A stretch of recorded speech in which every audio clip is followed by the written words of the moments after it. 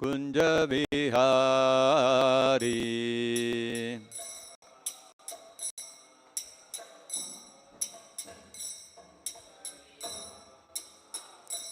जय राधा माधवा कुंज विहारी।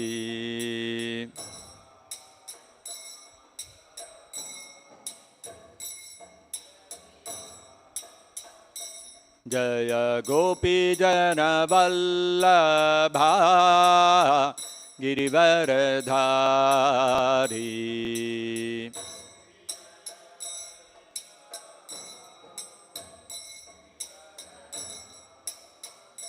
जय गोपी जन वल्लभा गिरिवरधारी।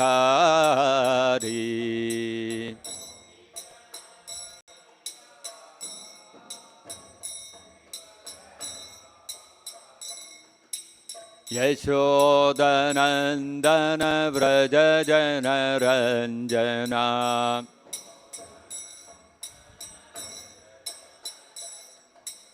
यशोदनन्दन व्रज जनरञ्जना।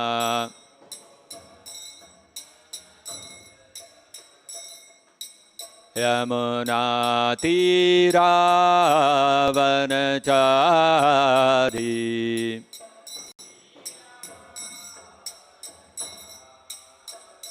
यमुनातीरावनचारी।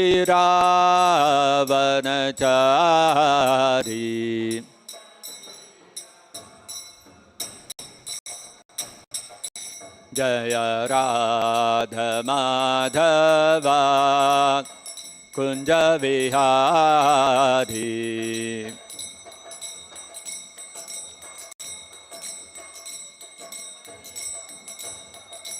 जय गोपी जन वल्लभा गिरिवरधारी।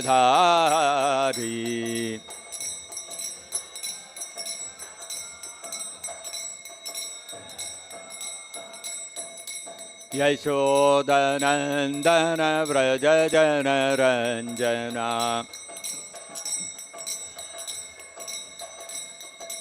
यमुनातीरावनचारी।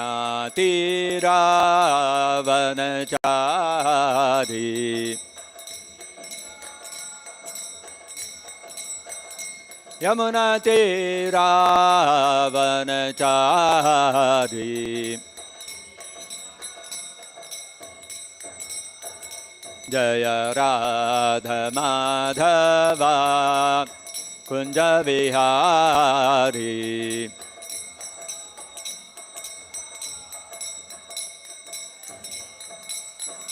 जय राधा माधवा कुंज विहारी।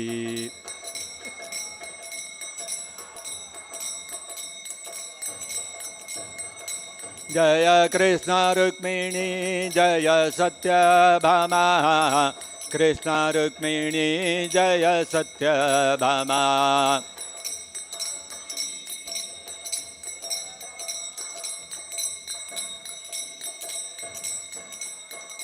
जय गौरनिताय जय गौरनिताय। गौरनिताय जय गौरनिताय।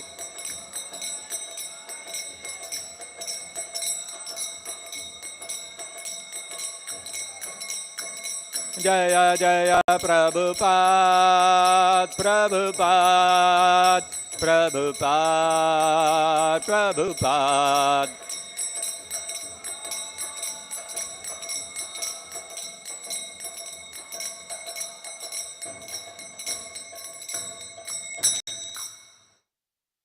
जय विष्णुपाद परमहंस परिव्राजकाचार्य शत श्री श्रीमद इस डिवाइन ग्रेस एसी भक्ति वेदांत स्वामी शील प्रभुपाद की जय। जय विष्णुपाद परमहंस परिव्राजकाचार्य शत श्री श्रीमद इस डिवाइन ग्रेस शील भक्ति सिद्धांत सरस्वती गोस्वामी महाराज की जय। अनंत कोटि वैष्णव वृंद की जय। प्रेम से कहो श्री कृष्ण चैतन्य प्रभु नित्यानंद श्री अद्वैत गदाधर शिवासादि गौर भक्त वृंद की जय। ग्रंथराज श्रीमद् भागवतम की जय। श्री श्री कृष्ण रुक्मिणी सत्यभामा की जय। श्री श्री गौर निताय की जय। जगद्गुरु श्रील प्रभुपाद की जय। निताय गौर प्रेमानंदे हरि हरि बोल। ओम नमो भगवते वासुदेवाय। ओम नमो भगवते वासुदेवाय। ओम नमो भगवते वासुदेवाय।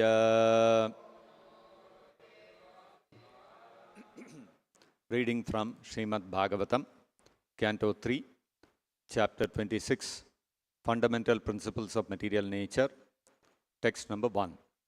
Shri Bhagavan Uvacha Atha Te Sampravakshyami Atha Te Sampravakshyami Atha Te Sampravakshyami Tattvanam Lakshanam Prithak Tattvanam Lakshanam Prithak Tattvanam Lakshanam Prithak Yat Viditva Vimuchyeta Yad Viditva Vimuchyeta Yad Viditva Vimuchyeta Purushaha Prakritaihi Gunaihi Purushaha Prakritair Gunaihi Purushaha Prakritair Gunaihi. Shri Bhagavan Vacha Atha Te Sampravakshyami Tattvanam Lakshanam Prithak Yad Viditva Vimuchyeta Purushaha Prakritair Gunaihi.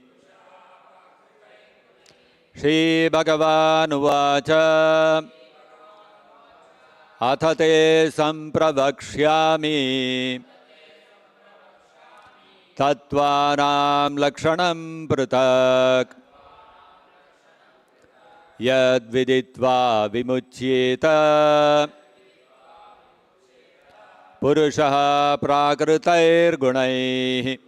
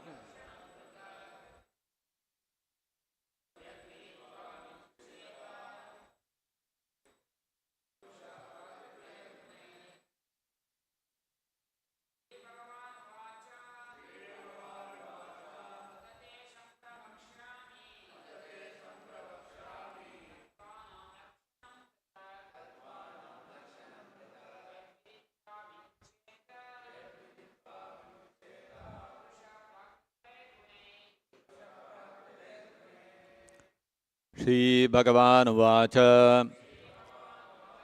The personality of Godhead said, Atha, now, te, to you, sampravakshyami, I shall describe, tattvanam, of the categories of the absolute truth,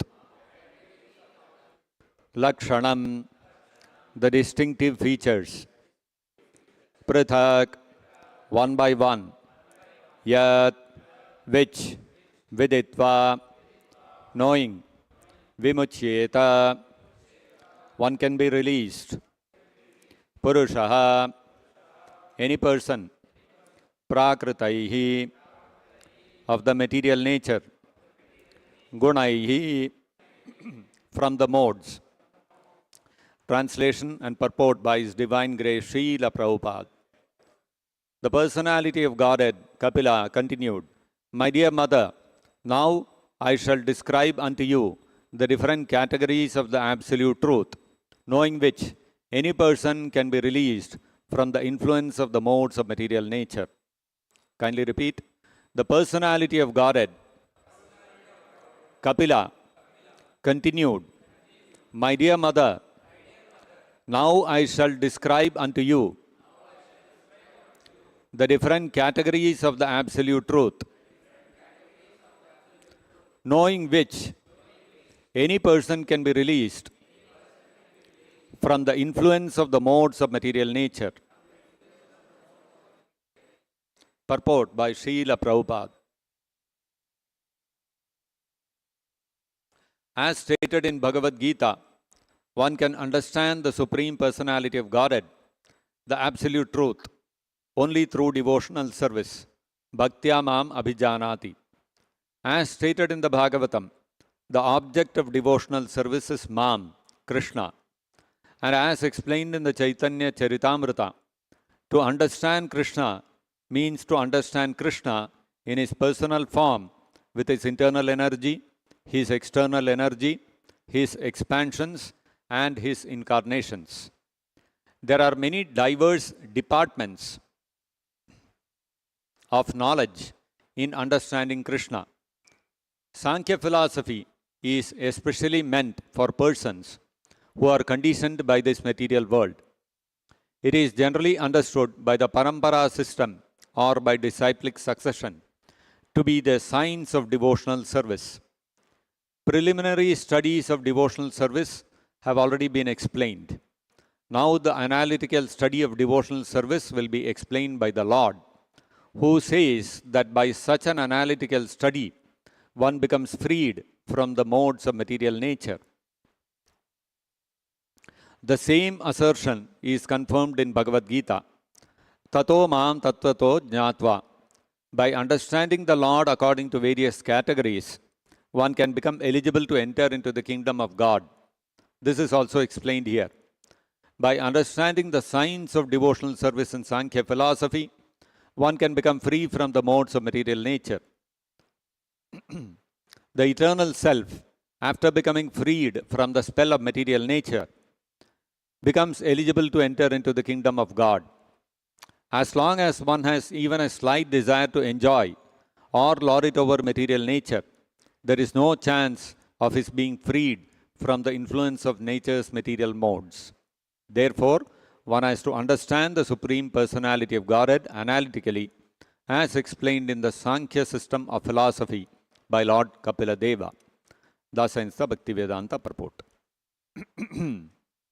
Om Ajnanatimirandhasya Jnananjanachalakaya Chakshurunmilitam Yena Tasmai Shri Gurave Namaha.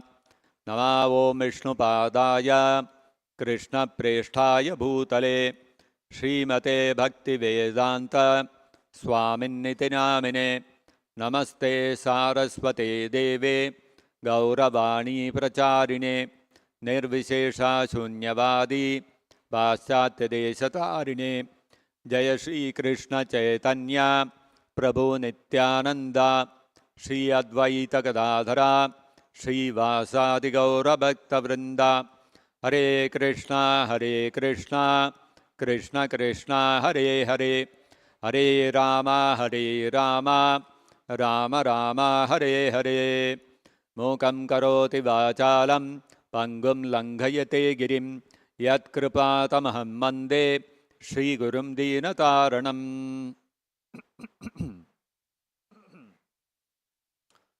In high school, when I was studying, we had various labs: physics lab, mathematics lab, biology lab. Biology, of course, was the worst. We had to dissect a frog and a cockroach. Many friends of mine who were vegetarians, they fainted in the lab. Of course, I didn't faint because all of you know I'm a heartless guy, so no problem for me. But I messed it up anyway. Biology was really bad. Chemistry was very interesting. Chemistry lab. All of you have done chemistry lab? How many of you have done? Okay, quite a few of you. In chemistry lab, there used to be one experiment, oxidation reduction experiment, where we were given maybe I think some acid to be oxidized or reduced. Anyway, one of the, I don't remember exactly what was the process. For that, to test its oxidation or reduction process, we would use a solution of potassium permanganate. And the solution would be taken in a beaker and potassium permanganate in one pipette. You know, pipette is a long pipe kind of thing, glass with a bulb in the center. And those days, you know, we used to do it manually. So we would have to dip that pipette in the bottle of potassium permanganate and suck it up. And once it reaches a certain level, we hold it with our thumb, the liquid will stay inside it. And then slowly we have to release our thumb so that into the beaker, which has the liquid analyte, the liquid which has to be analyzed, we would drop one by one drop after another. It will keep dropping into the beaker which contains the liquid which is getting analyzed. And then at one point, suddenly that colorless liquid will become pink in color. Slight pink color will come. Immediately we'll take the beaker and nicely stir it. It will again become transparent. Then one more drop. After that, how much ever you stir, that slide will not go.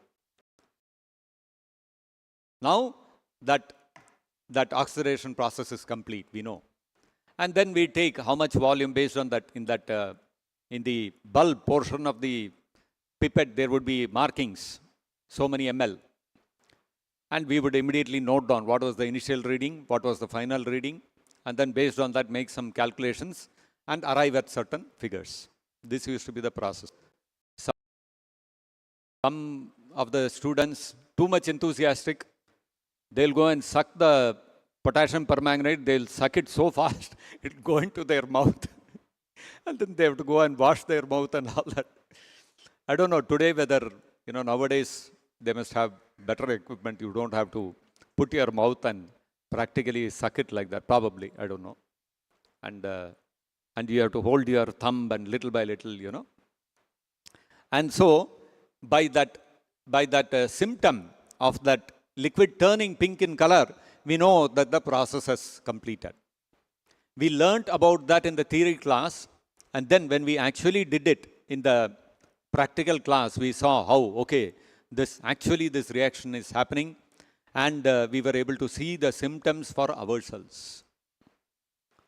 Chemistry is like that. You see the symptoms, and by that you deduce what are the reactions involved, and you can come to various conclusions. Anyway, that was school time. Prabhupada, in one place,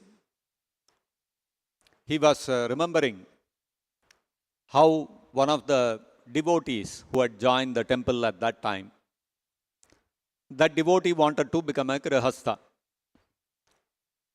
And then that devotee's mother had come to meet Prabhupada. Prabhupada was talking to her. And then Prabhupada brought up the subject that your son wants to marry.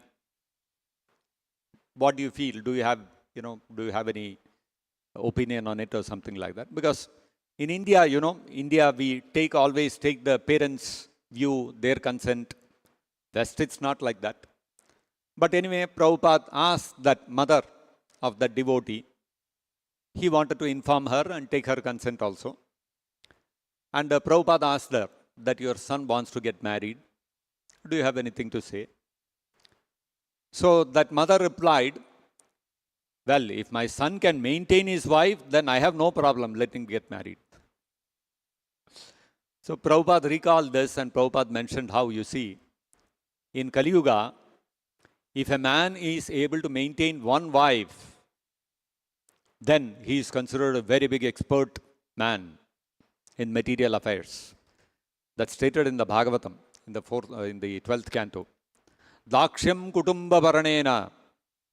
If somebody is able to maintain one wife and one child, he is considered a very big expert. And you can see that happening. My grandparents and great-grandparents' time and all, if you see, every family, they would have 4 children, 5 children, 6 children. This was very common. Now, my parents' generation, it came down to 2 children. Today's generation, they don't want to have children at all. They don't want, because they know if they get married and they have children, then big headache. Education is an expense. Maintaining the children is an expense. You have to have a bigger house. So many, the expenses will go up so astronomically. It is not possible for a common man to maintain a family. As Kali Yuga progresses, this will become even bigger. Finally, eventually, people will stop getting married. Okay, have live-in relationship, don't have children, and you can be free of all, headaches. That's the direction in which the civilization is going. And eventually, in Kali Yuga, it will become like that.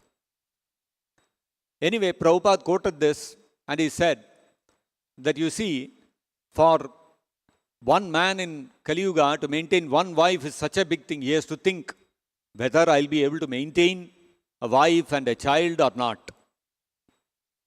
You compare this with Krishna. Krishna married 16,108 queens without any botheration. And he built 16,108 palaces, one palace for each queen. And he was maintaining them very comfortably without any difficulty. Actually, this shows how Krishna is, actually, as Krishna says in the Bhagavad Gita, Mattah parataram nanyat kinchidasti dhananjaya. Krishna says there is nothing which can be equal to or superior to Krishna. And Krishna actually demonstrated it. He married 16,000 queens. An ordinary man cannot maintain even one wife. Krishna was maintaining 16,000 queens with one palace for each queen. And not only that, not that one queen, if Krishna visits today, then she has to wait for 16,100 days to get the next turn to meet him. Not like that.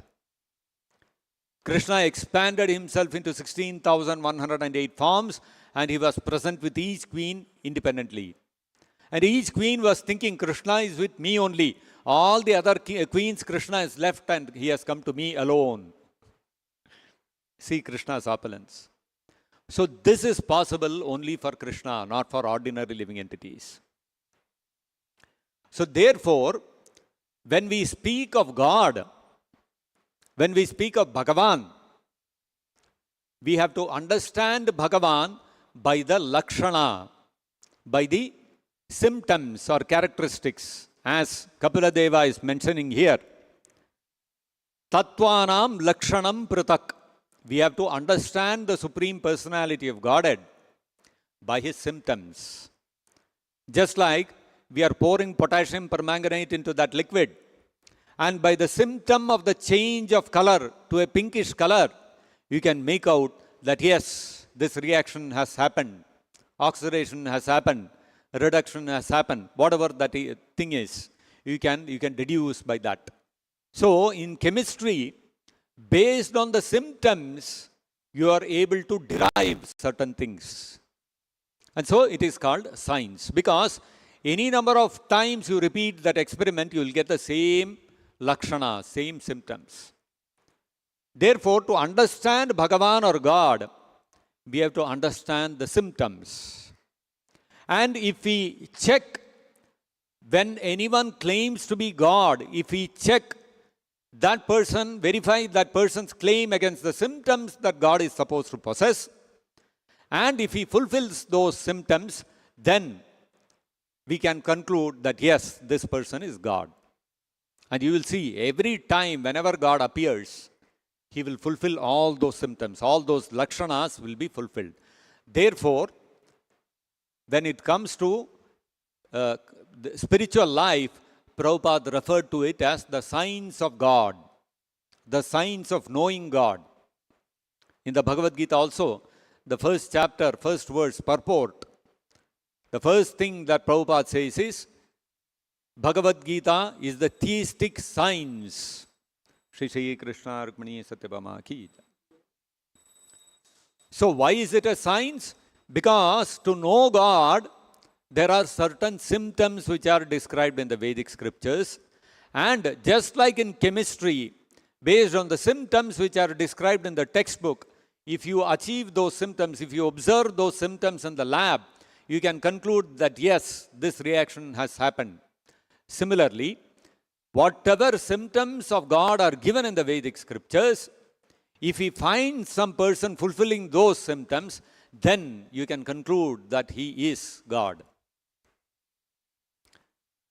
The Vedic scriptures state, Parashara Muni states, Aishwaryasya samagrasya viryasya yasasaha shriyoho jnana vairagyosya shannamiti bhagangana. That there are 6 opulences which are called Bhaga. Bhaga means opulence. Bhagavan means one who possesses all these opulences. Like we say Dhana. Dhana means wealth. Dhanavan means a wealthy person, a person who possesses the wealth. Jnana means knowledge. Jnanavan means one who possesses the knowledge, one who is knowledgeable. Similarly, Bhaga means opulence. Bhagavan means the opulent person, the person who possesses the opulences. And Parashara Muni has identified that there are 6 items which constitute opulence. Aishwaryasya samagrasya, all wealth. Viryasya, all strength. Aishwaryasya samagrasya viryasya yasasaha, fame. Fame is another opulence. Yasasaha shriyaha. Shriyaha means wealth. So we have strength, we have fame, we have wealth, we have beauty, we have knowledge and renunciation. These and personal beauty. So these 6 constitute the 6 opulences. And a person is called Bhagavan or God if he possesses Aishwaryasya samagrasya. If he possesses all these opulences in full, then we can say that he is God. Now, if we look at Krishna, does he fulfill all these symptoms? Krishna was maintaining 16,000 queens in 16,000 palaces. It requires great opulence. No ordinary king can do that. In Kali Yuga, he cannot maintain even one wife. At least in the olden times, kings used to have many queens. But nobody in history has ever had 16,108 queens. Not possible. Impossible for any king to maintain so many queens. He may be able to maintain 5 queens, 10 queens, 20 queens, but 16,108, impossible. Krishna was maintaining each of them. This is his wealth. And Krishna's fame, the Bhagavad Gita is read even today all over the world. When did Krishna speak the Bhagavad Gita? 5,000 years ago. But even today, people across the world, big intellectuals, very highly learned people, they read the Bhagavad Gita. Recently, there was one movie, Oppenheimer. In that, there is the scientist who invented the atomic bomb. He gives the reference of the Bhagavad Gita. Mrityu sarva haraschaham. Death I am, which is all conquering. You see, Western scientist, he has read the Bhagavad Gita. That is the fame of Krishna. Even after 5,000 years, people from far-flung countries are eager to understand the Bhagavad Gita, the knowledge given by Krishna. What words Krishna spoke 5,000 years ago, even today people are interested in. That's the fame of Krishna, evergreen fame of Krishna. Krishna's beauty, Kandar Pakoti Kamaniya Vishesha Sobham. You put together a crore of cupids, a crore of kamadevas, and combine their beauty. Still, it is no match for the beauty of Krishna. And Krishna's power, Krishna's strength, as long as Krishna manifested his leelas in this earthly planet, no person could match Krishna's strength. There is no history of anybody having defeated Krishna. That was the power of Krishna. Not only that, when he was 7 years old, on his little finger, he lifted up entire Govardhan hill and held it up for 7 continuous days. These are all superhuman activities. No person, no matter how powerful he is, can achieve such a great feat. And like that, Krishna's knowledge is so vast, it is unlimited.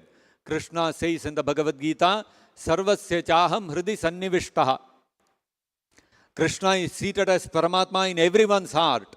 What is going through each person's mind and heart, Krishna is immediately aware. Nobody can be more knowledgeable than Krishna. So Krishna's beauty, Krishna's fame, Krishna's knowledge, Krishna's renunciation. Krishna, even though Krishna says in the Bhagavad Gita that everything is emanating from him, and Sarva Loka Maheshwaram, Krishna is the supreme proprietor of all the planets. Still, although Krishna is the supreme proprietor of everything, he is the only proprietor. In this world, you will find everybody is going around saying this land is mine, this building is mine, this country is mine, this state is mine. Krishna is not objecting. Krishna is least bothered. Suppose you are living in one house, and suppose even if it is a rented house, if somebody comes and says, this house belongs to me, will you keep quiet? You will immediately object. Forget about rented house. You go sit in a bus, and somebody else comes and says, get up, this is my seat. Will you give up? There will be a fight. You will not give up without a fight. But you look at Krishna, this entire world with all its wealth, all its opulences, all its planets, universe, everything belongs to Krishna, and we are claiming that it is ours. Krishna is not bothered. He has left it to you. You do whatever you want. I am not bothered. This is Krishna's renunciation. Actually, Krishna being Sarva Loka Maheshwaram, he being the proprietor of all the universes, is actually not a very big opulence for Krishna. For Krishna, it is very tuchcha, it is very insignificant. Krishna says in the Bhagavad Gita to Arjuna, Athava bahunaitena kim jatena tava Arjuna, Vishtabhyaham idam kritsnam ekamsena sito jagat. Krishna told Arjuna that, Arjuna, what is the need of knowing all these opulences which I have been describing to you? Please understand, this entire universe is being sustained by one amsha, by one fragment of my power. Why? Because this universe is being sustained by Paramatma, the super soul. Without his presence, without the super soul entering into each and every atom and each and every universe, it cannot sustain. Now that Paramatma is one expansion of the expansion of Krishna. And Krishna has unlimited expansions. Out of unlimited expansions of Krishna, expansion of the expansion of the expansion of the expansion of Krishna is the Paramatma, who is sustaining this universe. And so Krishna is saying, Eka Amsha, one small fragment of my power, I am maintaining this whole universe. So Sarvaloka Maheswaram is not such a big opulence for Krishna. And so therefore, when we come and we claim that this land belongs to me, for Krishna it is so insignificant. He says, do whatever you want. I am not bothered. So this is Krishna's opulence. And so whenever anybody claims to be God, we do not accept that person to be God unless he fulfills all the symptoms. Somebody claims himself to be God, but you look at him, face is all wrinkled, ugly looking, hair is all like a bear, and he claims himself to be God, and there will be thousands of people worshipping him as God. But then one of the symptoms of God is what? His rupa, his form should be extremely beautiful. And he is always Navayavvana. He is Adi Purusha. He is the oldest personality because he is the only person who existed before the creation happened. So Krishna is the oldest personality. Although he is the oldest personality, still Navayavvanam. He is always appearing as a fresh youth, beautiful young person. So anybody claims to be God, you have to ask him first, are you always Navayavana? Will you be always Navayavana, or you will become old also? If you become old, you are not God. Are you present in each and every living entity's heart as well as in each and every atom? If you are present, then we can accept you as God. Otherwise, we cannot accept you as God. So you have to fulfill all these symptoms, Lakshana. Then we can accept you as God. So it is very important to understand all the symptoms of God to be able to identify him. One cannot remain ignorant and try to identify, try to understand, try to find out who is God. Sometimes some people ask, can you show me God? I can show you God, but do you know what are the symptoms of God? I'll bring some dog in the street and tell you it is God. Will you accept? How will you be able to figure out it's not God? First, you should know what are the symptoms of God. So therefore, the Vedic scriptures are stating, Aishwaryasya Samagrasya. One who possesses all these six opulences in full, only such a person can be called God. And not only that, God is a person, Tattvanam Lakshanam Pratak. Tattvanam, the plural word is used here. The truths, the symptoms of the truths has to be understood. How can the absolute truth be multiple? Do you mean to say there are multiple gods? Many gods are there. That is why it is saying Tattvanam of the truths in plural. No, absolute truth is only one.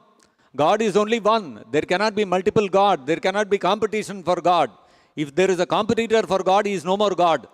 God means one who has neither equal nor he has anybody above him. Krishna says in the Bhagavad Gita, Mattaha parataram nanyat kinchid asti dhananjaya. There is nobody who is equal to or above Krishna.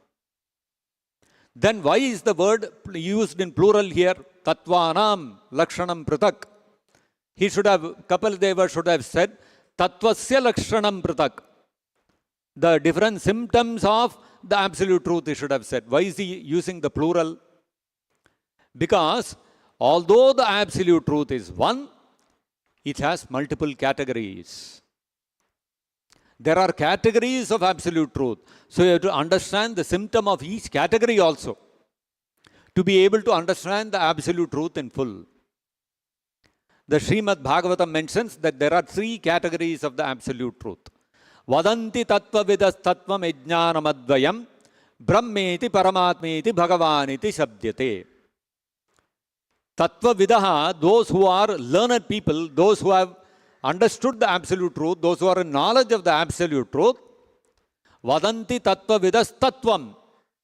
They refer, they explain that absolute truth which is single, which is one only, which has no second, which has no competitor, which has no equal.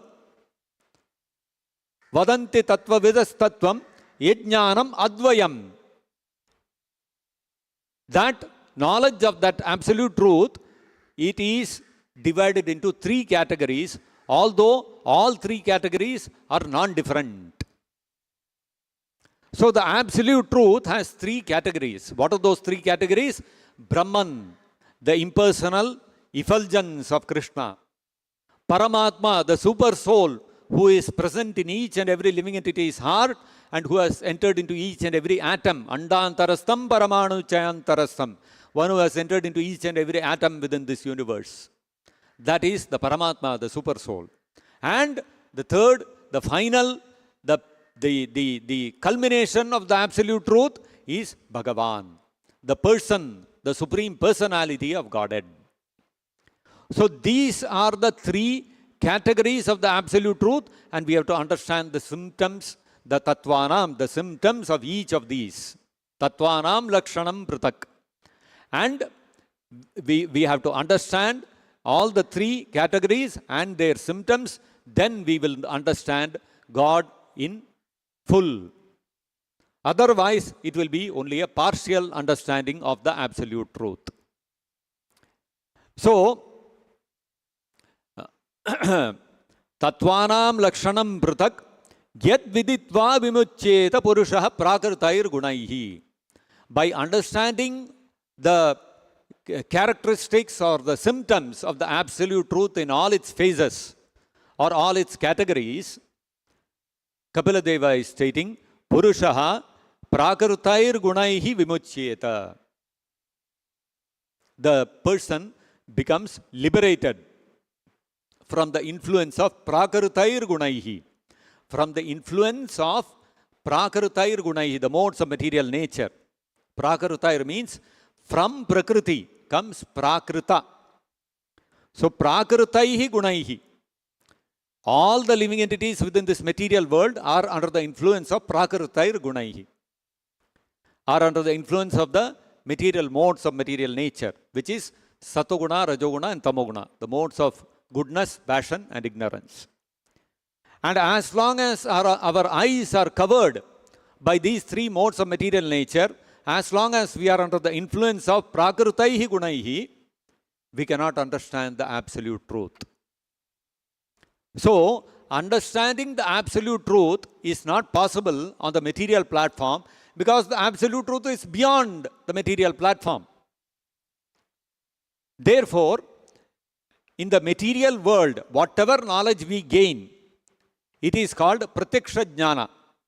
Knowledge which is gained under the influence of the three modes of material nature by direct sense perception. We have different branches of knowledge when it comes to Pratyaksha Jnana. We have medicine, we have science, we have technology, we have engineering, we have multiple fields of knowledge in this material world. But although people may be vastly learned in all these fields of knowledge, they will not have any understanding of the Absolute Truth. So Pratyaksha Jnana cannot reveal knowledge about the Absolute Truth.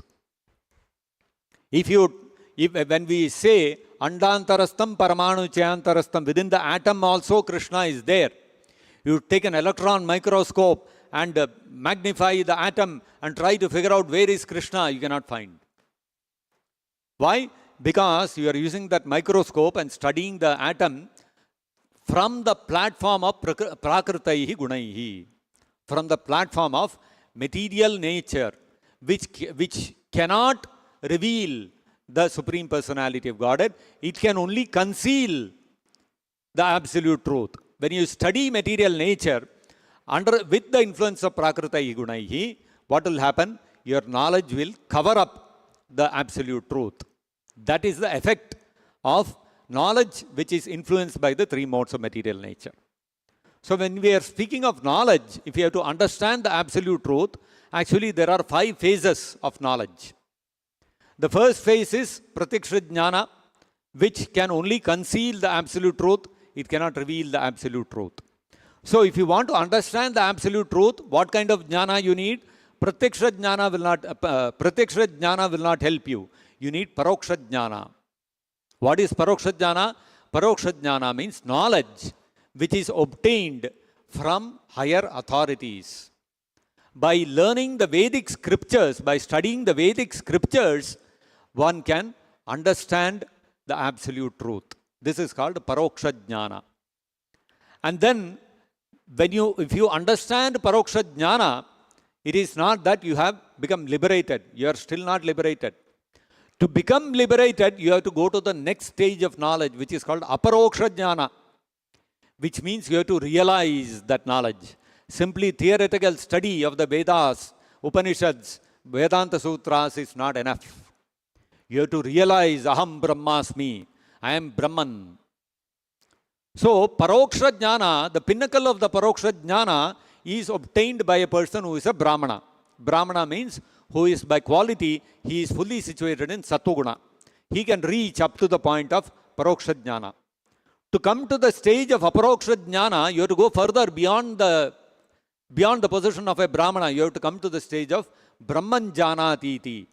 You have to come to the stage of a realized Brahmana. Aham Brahmasmi, you have understood, I am not the body, I am a spirit soul.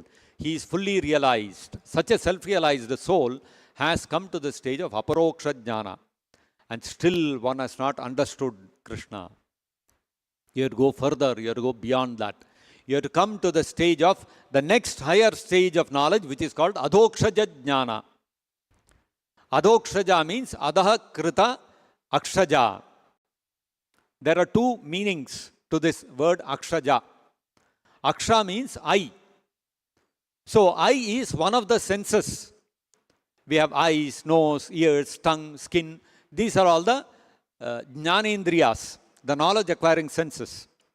So Akshaja, whatever is born out of the eyes, meaning whatever is born out of these knowledge acquiring senses, Adaha Kritaha Akshaja Jnana. So that which is beyond all knowledge which is within the purview of the knowledge acquiring senses. That is called Adhokshaja Jnana or spiritual knowledge. Another understanding of the word Adhokshaja is Aksha. Adaha Krita Akshaja. Aksha. So the starting letter in the starting alphabet in Sanskrit language is A. A, E, E, all the vowels. Then there are the consonants, Ka, Kha, Ga, Gha, etc. And the last consonant is Ksha. So in the list of 50 or 52 letters that are there in the Sanskrit language, it begins with A and ends with Ksha. Yara, Lava, Ha, Ksha. So Ksha is the last letter. So anything which is describable by a combination of letters starting from A up to Ksha is called material knowledge. And the knowledge which is beyond all knowledge which is describable by the use of a combination of letters beginning with A and ending with Ksha is called Adhokshaja Jnana. So by understanding Adhokshaja Jnana, you have still not come to understand Krishna. You have come to understand Vaikuntha and Narayana. That is called Adhokshaja Jnana. Now to understand Krishna, you have to go to the final stage, the fifth stage of knowledge. What is that? That is called Aprakrita Jnana. We are talking about here in today's verse, Kapiladeva is stating, Purushaha yad viditva prakrutair gunaihi vimuchyeta. By understanding that absolute truth, one overcomes the influence of prakritaihi gunaihi. So prakrita means which is born of prakriti. Now the aprakrita knowledge means it is the exact opposite, something which is not belonging to this material realm. And that is Goloka Vrindavan, knowledge about Goloka Vrindavan, and to understand that Krishna is the Supreme Personality of Godhead and He is the master of even Narayana. Krishna is the fountainhead. He is the Supreme Personality of Godhead from whom even Vishnu, Narayana, everybody else has come. To understand that is called Aprakrita Jnana.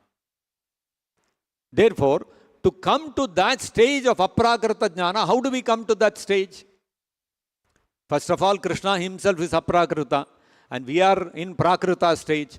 So from Aprakrita, you have to go to Paroksha, Aparoksha, you have to go to Adhokshaja, and then you have to come to Aprakrita. How is it possible?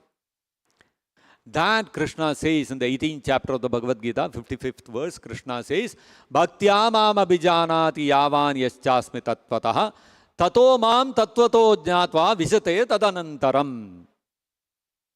Krishna says, you can understand me in truth.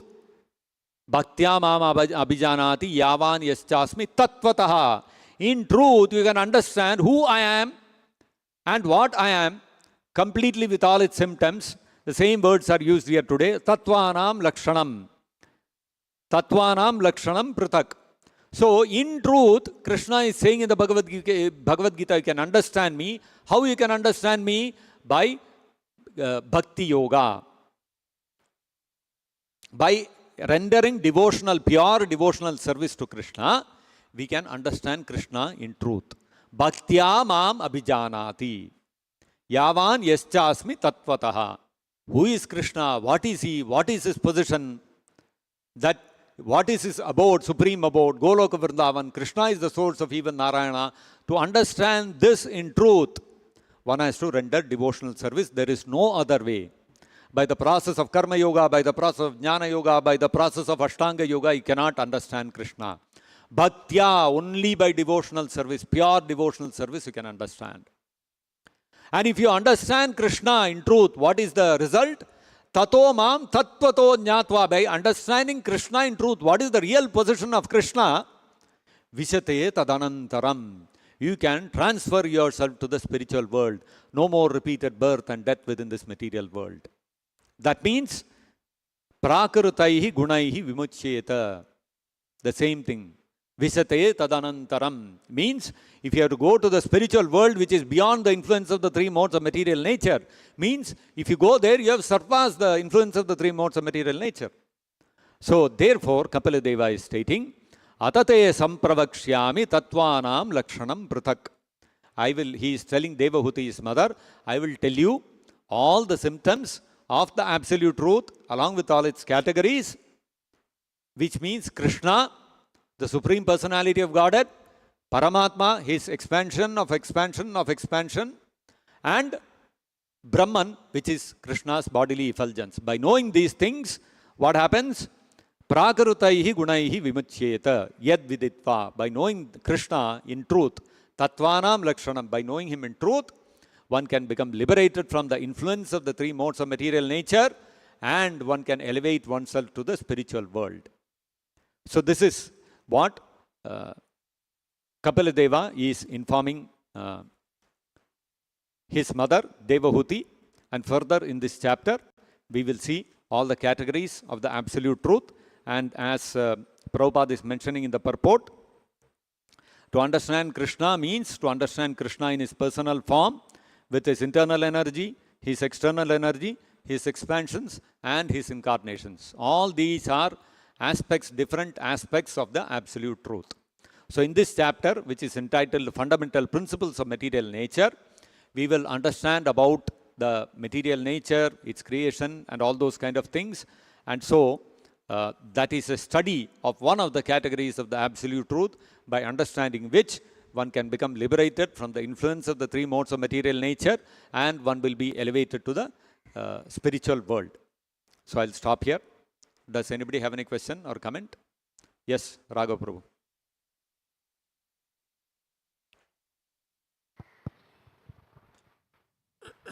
Hare Krishna, bro.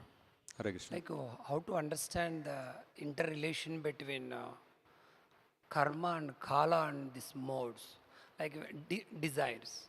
Like when a person desires, accordingly modes started acting him, because modes are acting on him, he is thinking in a particular way.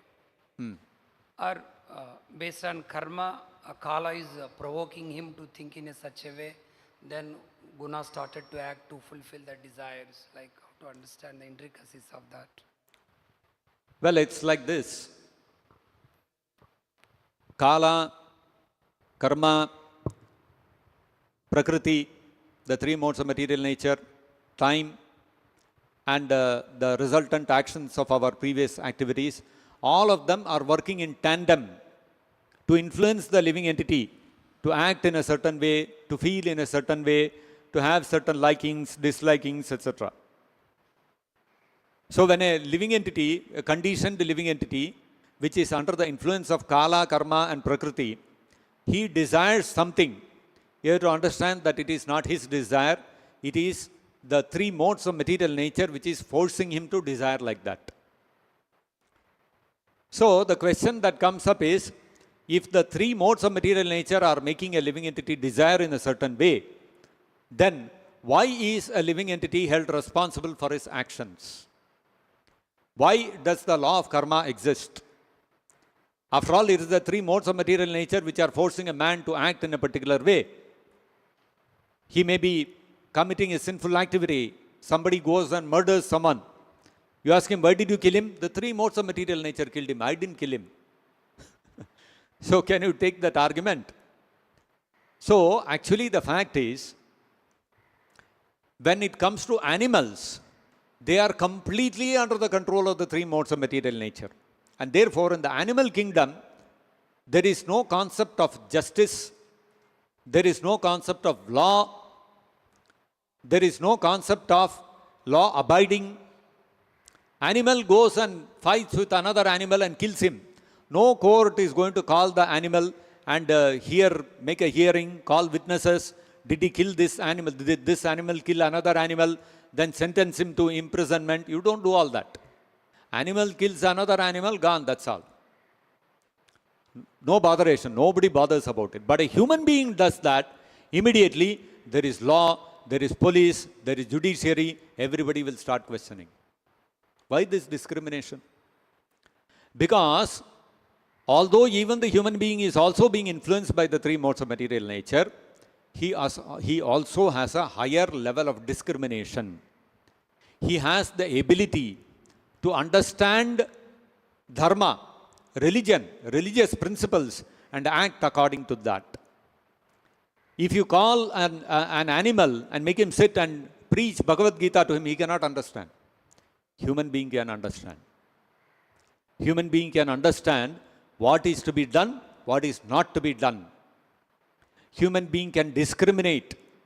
Human being can exercise self-restraint. He can control himself. He has that ability. So, having got the human form of life, it is the duty of every human being to study the Vedic scriptures, understand what is his duty according to the Vedas, and stick to those activities. Just like when we come to Krishna consciousness, we are told that we are to follow the four regulative principles. We should not eat meat, we should not indulge in intoxication, we should not indulge in illicit sex, we have to avoid gambling. And we are able to do it, no? We are not liberated people, we are still under the influence of the three modes of material nature, but still we are able to follow it. Why we are able to follow? Because of the human discriminatory capability. So that discriminatory capability is given to a human being as a loophole by using which the living entity can follow the religious principles, liberate himself and get out of this material world. That is the provision in this material world. Human form is the only form of life where you have got this provision. You are endowed with a higher intelligence by which you can understand Bhagavad Gita, Srimad Bhagavatam, follow that and get out of this cycle of birth and death. So, therefore, in the human form of life, if you do not follow the Vedic scriptures, if you break the regulative principles, then you become liable to be punished for that. And therefore, the law of karma is there. You understand? So therefore, you have to understand that although the human being, his desires, he may be influenced by a particular mode of material nature to act in a certain way, desire in a certain way. What the Vedic scriptures do is, they, according to the mode of material nature which is influencing you, if you are influenced largely by tamoguna, you will be given one set of duties to follow, which are the duties of a Shudra. And then, if you are influenced by a combination of tamoguna and rajoguna, then you are given the duties of a mercantile person to follow, which is that of a Vaishya. If you are largely controlled by rajoguna, the mode of passion, then you are given the duties of a Kshatriya to perform. And if you are controlled largely by Sattoguna, you are given the duties of a Brahmana to perform. So a Brahmana who is in Sattoguna, he'll feel very comfortable following the rules and regulations which is given in the Vedic scriptures related to a Brahmana. If you tell a Kshatriya to follow the rules of a Brahmana, he'll feel very uncomfortable. You have to be very tolerant, you should be very forgiving. Anybody comes and insults you, you should be you should be equitable, you should be full of equanimity. Kshatriya cannot control. You go and insult him, immediately rage will come. He'll say, oh, you are insulting me, I will show you. He has to take action. He cannot control himself. You cannot tell him to tolerate. He cannot tolerate. That's natural for a Kshatriya. So for a Kshatriya, therefore it is said, if anybody comes and challenges you, you have to face the challenge. Kshatriya, yes, I will face. To a Brahmana, you go and tell, anybody comes and challenges you, you must face him. Brahmana will ask, why should I challenge him? Let him challenge, let him do whatever he wants. Why should I challenge him? That will be the response of a Brahmana. You force him, no, you have to face the challenge. He'll say, what headache, why I have to do this? So you see, the different duties which are given in the Vedic scriptures for a Brahmana, Vaishya, Kshatriya, Shudra are designed according to the mode of material nature in which they are in, so that very comfortably, very conveniently, very happily they will be able to follow those rules and regulations.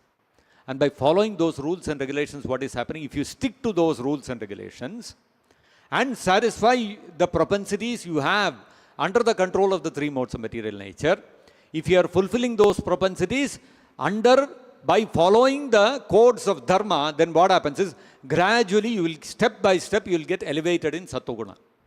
So that even if you are a Shudra, if you follow the principles of a Shudra, the duties of a Shudra which are given in the Vedic scriptures, gradually you will be able to come to the stage of becoming a Brahmana.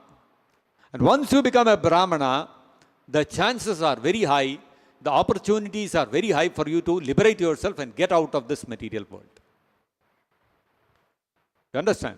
So therefore, when we say that although a human being also is under the influence of the three modes of material nature, still he is responsible for his actions, because there is an opportunity for him to satisfy those propensities within the purview of dharma, without having to